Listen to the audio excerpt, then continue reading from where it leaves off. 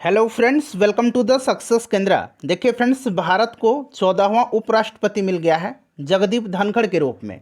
तो फ्रेंड्स देखिए, जगदीप धनखड़ से संबंधित साथ ही साथ भारत के उपराष्ट्रपति से संबंधित जितने भी प्रश्न आपके एग्जाम्स जो होते हैं कॉम्पिटिटिव उनमें पूछे जाते हैं, उन सभी प्रश्नों को इस वीडियो में मैं आपको कवर कराऊंगा। देखिए, ऐसा इंपॉर्टेंट टॉपिक है यह कि आपके आगामी आने वाले जितने भी एग्जाम्स 2022 में और जो 2023 में होंगे उनमें निश्चित रूप से यहाँ से प्रश्न देखने को मिलेंगे। इसीलिए वीडियो को ध्यानपूर्वक देखिएगा। छोटा वीडियो है लेकिन आपके लिए लाभदायक वीडियो है। चैनल पर अगर आप पहली बार विजिट कर रहे हैं तो चैनल को सब्सक्राइब करके बेल आइकन को जरूर दबा लीजिएगा, ताकि जब भी इसी तरह का कोई भी इंपॉर्टेंट वीडियो अपलोड किया जाए तो उसका नोटिफिकेशन सबसे पहले आपके पास पहुँच जाए। तो चलिए फ्रेंड्स, आज का वीडियो स्टार्ट करते हैं। पहले प्लीज़ वीडियो को लाइक कर दीजिएगा और जब सेशन समाप्त होगा तो इसको शेयर भी जरूर कर दीजिएगा। फ्रेंड्स, जैसे कि मैंने आपको बताया कि इस वीडियो में हम लोग भारत के 14वें उपराष्ट्रपति जगदीप धनखड़ से संबंधित जितने भी इम्पॉर्टेंट प्रश्न आपके आगामी एग्जाम्स में पूछे जा सकते हैं उन सभी प्रश्नों को हम कवर करेंगे। साथ ही साथ भारतीय राज्य व्यवस्था का एक टॉपिक है भारत के उपराष्ट्रपति, यहाँ से भी फ्रिक्वेंटली प्रश्न आपके एग्जाम में पूछे जाते हैं। तो भारत के उपराष्ट्रपति से संबंधित जितने भी महत्वपूर्ण प्रश्न हैं उनको भी हम लोग इसी वीडियो में कवर करेंगे। तो चलिए आज का सेशन स्टार्ट करते हैं। पहले प्लीज़ वीडियो को लाइक कर दीजिएगा। देखिए, पहला प्रश्न है कि भारत के 14वें उपराष्ट्रपति के रूप में किसे चुना गया है। फ्रेंड्स ध्यान देंगे, देखिए इस बार जो उपराष्ट्रपति पद का चुनाव हुआ था इसमें एनडीए ने यानी कि नेशनल डेमोक्रेटिक अलायंस ने पश्चिम बंगाल के राज्यपाल जगदीप धनखड़ को उपराष्ट्रपति पद का उम्मीदवार बनाया था और विपक्षी दलों ने मार्गरेट अल्वा को उपराष्ट्रपति पद का उम्मीदवार बनाया था। ठीक है, ध्यान रखेंगे। और देखिए, 14वें उपराष्ट्रपति के रूप में चुना गया है जगदीप धनखड़ को। इस प्रकार से अगर देखें हम लोग तो ये 16वें उपराष्ट्रपति हैं। क्यों? क्योंकि लगातार 2 कार्यकाल के लिए डॉक्टर एस राधाकृष्णन और डॉक्टर हामिद अंसारी जो हैं उपराष्ट्रपति रहे थे। ठीक है, लेकिन व्यक्तिगत तौर पर ये 14वें उपराष्ट्रपति चुने गए हैं जगदीप धनखड़। चलिए आगे बढ़ेंगे। वीडियो छोटा होगा लेकिन आपके लिए इंपॉर्टेंट होगा, इसीलिए वीडियो को ध्यानपूर्वक पूरा देखिएगा। चलिए नेक्स्ट क्वेश्चन है कि भारत के पहले उपराष्ट्रपति कौन थे। भारत के पहले उपराष्ट्रपति जो थे ये डॉक्टर एस राधाकृष्णन थे। ये 1952 से लेकर के 1962 तक भारत के उपराष्ट्रपति रहे थे। आपको पता है कि भारत का जो उपराष्ट्रपति होता है ये राज्यसभा का पदेन सभापति होता है। तो डॉक्टर एस राधाकृष्णन जो थे ये राज्यसभा के पहले पदेन सभापति थे। इसको भी आप ध्यान रखेंगे। Right answer option number C हो जाएगा। चलिए आगे बढ़ेंगे। अगला प्रश्न करेंगे कि जगदीप धनखड़ का जन्म कब हुआ था। तो जगदीप धनखड़ भारत के 14वें उपराष्ट्रपति हैं। इनका जन्म जो है फ्रेंड्स कब हुआ था, तो ध्यान रखेंगे इनका जन्म 18 मई 1951 को राजस्थान के झुंझुनू जिले में हुआ था। राइट आंसर 18 मई 1951 हो जाएगा। चलिए आगे बढ़ेंगे। अगला प्रश्न करेंगे। फ्रेंड्स प्लीज़ वीडियो को लाइक जरूर कर दीजिएगा। देखिए, भारत के 14वें उपराष्ट्रपति जगदीप धनखड़ का जन्म किस राज्य में हुआ था। तो मैंने अभी बताया इनका जन्म 18 मई 1951 को राजस्थान के झुंझुनू जिले में हुआ था। तो यहाँ राजस्थान दिया गया, ऑप्शन नंबर बी हो जाएगा करेक्ट आंसर। उसके बाद देखिए, भारत के 14वें उपराष्ट्रपति चुनाव में जगदीप धनखड़ का प्रतिद्वंदी कौन था। तो इनका प्रतिद्वंदी जो थे ये कौन थी, तो ये मार्गरेट अल्वा थी। मैंने बताया था कि जगदीप धनखड़ जो थे ये एनडीए यानी कि नेशनल डेमोक्रेटिक अलायंस के उपराष्ट्रपति पद के उम्मीदवार थे और मार्गरेट अल्वा जो थी ये विपक्षी दलों की उपराष्ट्रपति पद की उम्मीदवार थी। ठीक है, मार्गरेट अल्वा राइट आंसर हो जाएगा। मार्गरेट अल्वा के बारे में जान लीजिए। देखिए फ्रेंड्स, मार्गरेट अल्वा का जन्म जो हुआ था ये कब हुआ था, तो 1942 में मंगलौर में हुआ था। ठीक है, 1942 1942 में इनका जन्म जो है मंगलौर में हुआ था। ठीक है, मार्गरेट अल्वा गुजरात, गोवा, राजस्थान और उत्तराखंड की राज्यपाल रह चुकी हैं और ये 4 बार राज्यसभा सांसद भी रह चुकी हैं। 1974 से लेकर के 1992 के बीच जो है ये 4 बार राज्यसभा के सांसद भी रह चुकी हैं। और साल 1991 में 1991 में जो है यह पीवी नरसिम्हा राव सरकार में कार्मिक मंत्री स्वतंत्र प्रभार का पद इनको दिया गया था। लोकसभा के लिए पहली बार यह 1999 में, ये सब पॉइंट याद रखना है आपको, 1999 में लोकसभा के लिए पहली बार इन्होंने कर्नाटक के कैनरा सीट से चुनाव जीता था। ठीक है, चलिए आगे बढ़ेंगे। अगला प्रश्न करेंगे कि 14वें उपराष्ट्रपति उम्मीदवार मार्गरेट अल्वा किस राज्य की राज्यपाल रह चुकी हैं। तो मैंने बताया आपको गुजरात, गोवा, राजस्थान और उत्तराखंड। तो उपरोक्त सभी जो होगा इसका राइट आंसर हो जाएगा। नेक्स्ट क्वेश्चन है कि उपराष्ट्रपति बनने से पहले जगदीप धनखड़ किस राज्य के राज्यपाल थे। तो जगदीप धनखड़ जी जो थे ये पश्चिम बंगाल के राज्यपाल थे उपराष्ट्रपति बनने से पहले। Option number B right answer हो जाएगा। वर्तमान में अगर हम बात करें तो पश्चिम बंगाल की मुख्यमंत्री सुश्री ममता बनर्जी जी हैं, इसको भी आप ध्यान रखेंगे। चलिए आगे बढ़ेंगे कि भारत के 14वें उपराष्ट्रपति चुनाव में जगदीप धनखड़ को कितना मत प्राप्त हुआ है। तो देखिए फ्रेंड्स, इनको टोटल 528 वोट मिला है और इनकी जो विपक्षी उम्मीदवार थी, प्रतिद्वंदी थी, उनको 182 मत प्राप्त हुआ है। नेक्स्ट क्वेश्चन करेंगे फ्रेंड्स, आप लोग इन सभी का स्क्रीनशॉट लेते चलिए, ठीक है। देखिए, निम्नलिखित में से कौन लगातार 2 कार्यकाल के लिए भारत के उपराष्ट्रपति रह चुके हैं।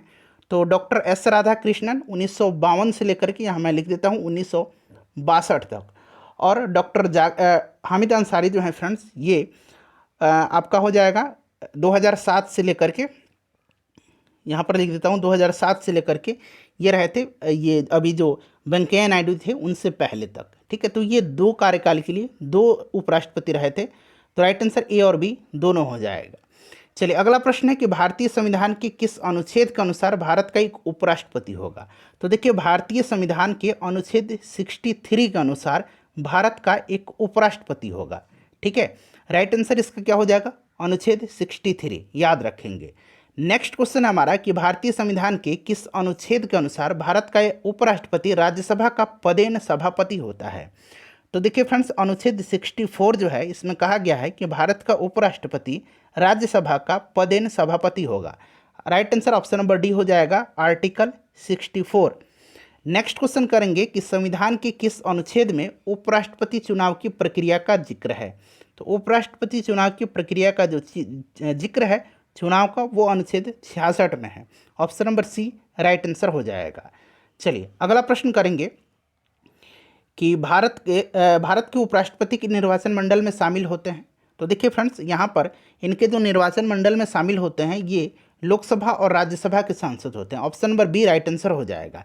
यहाँ पर अब आपको ध्यान से पढ़ना है। देखिए फ्रेंड्स, उपराष्ट्रपति चुनाव जो होता है ये परोक्ष होता है, जिसके निर्वाचक मंडल यानी कि इलेक्टोरल कॉलेज में राज्यसभा और लोकसभा के सांसद शामिल होते हैं।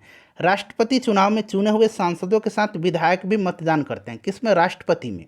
लेकिन उपराष्ट्रपति चुनाव में लोकसभा और राज्यसभा के सांसद ही वोट डाल सकते हैं। खास बात तो यह है कि दोनों सदनों के मनोनीत सांसद राष्ट्रपति चुनाव में मतदान नहीं कर सकते हैं, लेकिन उपराष्ट्रपति चुनाव में मनोनीत सांसद भी वोट करते हैं दोनों सदनों के। तो इसको निश्चित रूप से आप ध्यान रखेंगे। इसका राइट आंसर जो हो जाएगा आपका ऑप्शन नंबर बी हो जाएगा। चलिए अगला प्रश्न है कि उपराष्ट्रपति पद के लिए चुनाव लड़ने के लिए उम्मीदवार के पास कितने प्रस्तावक और अनुमोदक होना चाहिए। तो देखिए, प्रस्तावक 20 और कम से कम 20 अन्य अनुमोदक होना चाहिए। राइट आंसर देखिए ऑप्शन नंबर बी करेक्ट हो जाएगा। ये इंपॉर्टेंट क्वेश्चन है, इसको आप ध्यान रखेंगे। वहीं राष्ट्रपति चुनाव में 50 प्रस्तावक होते हैं और 50 अनुमोदक होते हैं। चलिए आगे बढ़ेंगे। अगला प्रश्न है कि उपराष्ट्रपति के कैंडिडेट को कितनी राशि जमानत के तौर पर जमा करानी होती है। ये क्वेश्चन भी इंपॉर्टेंट है। हो सकता है बहुत सारे प्रश्न आपको पहली बार मिल रहा हो, इसलिए आप लोग स्क्रीनशॉट ले लीजिएगा। राइट आंसर इसका कितना हो जाएगा, 15,000 रुपया हो जाएगा, ठीक है। ध्यान रखेंगे 15,000 रुपया जमानत राशि के तौर पर जमा करानी होती है। अगला प्रश्न है कि भारत के जो उपराष्ट्रपति होते हैं अपना पद ग्रहण से पूर्व किसके समक्ष उनको शपथ लेनी पड़ती है। तो देखिए फ्रेंड्स, यहाँ पर ध्यान देंगे, उपराष्ट्रपति को अपना पद ग्रहण करने से पूर्व राष्ट्रपति अथवा राष्ट्रपति के द्वारा किसी अन्य व्यक्ति के समक्ष शपथ लेनी पड़ती है, ठीक है। राष्ट्रपति के द्वारा नियुक्त किसी अन्य व्यक्ति के सम्मुख जो है शपथ लेनी पड़ती है। तो यहाँ पर देखिए ऑप्शन नंबर बी हो जाएगा, भारत के राष्ट्रपति अथवा उसके द्वारा नियुक्त किसी व्यक्ति के समक्ष शपथ लेना पड़ता है, याद रखेंगे। चलिए अगला प्रश्न है कि भारतीय संविधान में उपराष्ट्रपति से संबंधित प्रावधान किस देश के संविधान से ग्रहण किया गया है। तो देखिए, उपराष्ट्रपति पद का जो संबंधित प्रावधान है ये अमेरिका के संविधान से ग्रहण किया गया। ऑप्शन नंबर बी हो जाएगा राइट आंसर, ठीक है फ्रेंड्स। इसको आप निश्चित रूप से ध्यान रखेंगे। चलिए नेक्स्ट क्वेश्चन है कि भारत का उपराष्ट्रपति बनने के लिए न्यूनतम उम्र सीमा कितनी होनी चाहिए।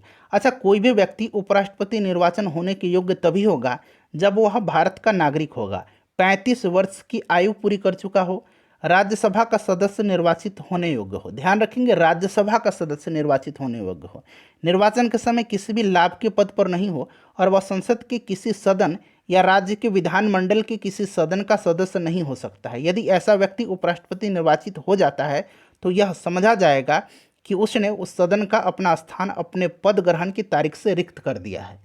तो राइट आंसर यहाँ पर देखिएगा 35 वर्ष हो जाएगा। ठीक है। अच्छा, राष्ट्रपति का जो पद खाली रहता है तो खाली रहने पर उपराष्ट्रपति राष्ट्रपति की हैसियत से कार्य करता है। उपराष्ट्रपति को राष्ट्रपति के रूप में कार्य करने की अधिकतम अवधि 6 महीने की होती है। इस दौरान राष्ट्रपति का चुनाव करा लेना जरूरी होता है। ठीक है। राष्ट्रपति के रूप में कार्य करते समय उपराष्ट्रपति राष्ट्रपति को मिलने वाली वेतन तथा सभी सुविधाओं का उपभोग करता है। इस बात को ध्यान रखेंगे, अधिकतम 6 महीने तक ही उपराष्ट्रपति राष्ट्रपति के रूप में कार्य कर सकता है। इन 6 महीनों के अंदर राष्ट्रपति का चुनाव करा लेना जरूरी होता है। चलिए आगे बढ़ेंगे कि भारत के उपराष्ट्रपति का मासिक वेतन कितना होता है। देखिए, दरअसल यहाँ पर पहले आप ध्यान देंगे कि उपराष्ट्रपति पद के लिए सैलरी का कोई प्रावधान नहीं है। उपराष्ट्रपति ही राज्यसभा के सभापति होते हैं, मैंने आपको बताया, लिहाजा सभापति के तौर पर उन्हें सैलरी और अन्य सुविधाएं दी जाती है।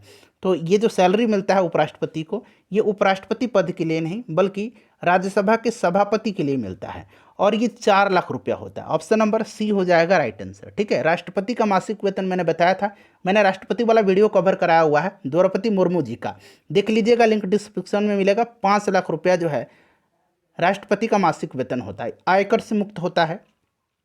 उसके बाद देखिए, भारत का उपराष्ट्रपति निम्नलिखित में से किसको अपना त्यागपत्र देता है। तो उपराष्ट्रपति जो है ये भारत के राष्ट्रपति को अपना त्यागपत्र देगा, और राष्ट्रपति भारत के उपराष्ट्रपति को अपना त्यागपत्र देता है। भारत के उपराष्ट्रपति पद से संबंधित निर्वाचन संबंधी विवादों का फैसला किसके द्वारा किया जाता है।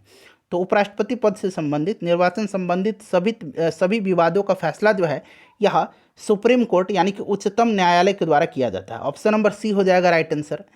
उसके बाद है कि उपराष्ट्रपति को अपना कार्यकाल समाप्त होने से पूर्व अपने पद से हटाने का अधिकार निम्नलिखित में से किसके पास है। तो यह जो अधिकार है यह केवल राज्यसभा के पास है। उपराष्ट्रपति का जो महाभियोग होता है, एक तरह से महाभियोग ही है, यह केवल राज्यसभा में ही लाया जा सकता है, आगे मिलेगा आपको। चलिए, भारत के उपराष्ट्रपति पर महाभियोग संसद के किस सदन में लगाया जा सकता है। तो फ्रेंड्स यह देखिए, केवल राज्यसभा में। Option number B right answer हो जाएगा। हटाने का जो प्रस्ताव है ये केवल राज्यसभा में ही लाया जा सकता है, इसको आप ध्यान रखेंगे। चलिए, अगला प्रश्न है कि भारतीय संविधान का कौन सा अनुच्छेद उपराष्ट्रपति को हटाने की प्रक्रिया प्रदान करता है। तो देखिए, यह जो अनुच्छेद है यह अनुच्छेद कौन सा है। तो राइट आंसर इसका क्या हो जाएगा, 67 है। ठीक है, अनुच्छेद 67। यहाँ पर आप नीचे देखेंगे कि अनुच्छेद 67 संविधान का जो अनुच्छेद है यह कहता है कि उपराष्ट्रपति को एक प्रभावी बहुमत के द्वारा पारित राज्यसभा के एक प्रस्ताव द्वारा हटाया जा सकता है, और लोकसभा द्वारा एक साधारण बहुमत से सहमति व्यक्त की जा सकती है। ठीक है, तो ये पॉइंट आप याद रखेंगे। अच्छा फ्रेंड्स, मैं आपसे एक प्रश्न पूछ रहा हूँ, भारत के 13वें उपराष्ट्रपति कौन थे। 13वें उपराष्ट्रपति कौन थे। अगर आपको आंसर पता है तो आंसर आप कमेंट करके बताइएगा। ठीक है, वीडियो को लाइक कर दीजिएगा, सभी इंपॉर्टेंट प्रश्नों को मैंने कवर करा दिया है, और वीडियो को प्लीज़ शेयर जरूर कर दीजिए।